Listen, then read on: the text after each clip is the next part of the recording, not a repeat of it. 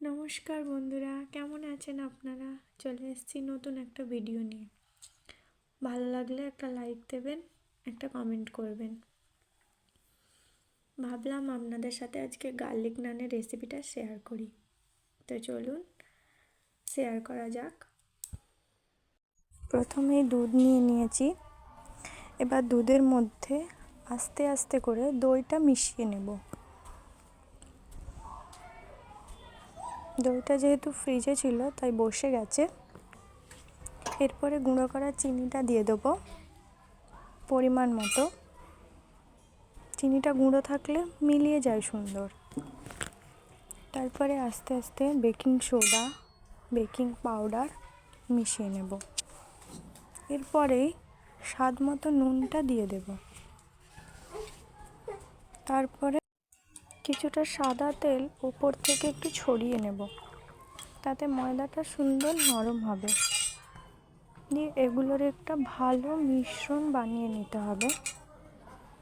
ভালো করে বেশ সময় নিয়ে এটাকে গুলতে হবে। দেখো, মেশানো হয়ে গেছে। এবার এর মধ্যে ময়দাটা দিয়ে দেবো। ময়দাটা দিয়ে একটা সুন্দর ডো বানিয়ে দেবো নরম করে। আমি 500 মতো ময়দা দিয়েছি, আপনারা আপনাদের মতো ময়দা দিতে পারেন। দেখো, এবার হয়ে গেছে। এটাকে একটু সাদা তেল মাখিয়ে আধ ঘন্টা মতো একটা ভিজে কাপড় দিয়ে জড়িয়ে রেখে দেবো। এতে জিনিসটা সুন্দর ফুলবে।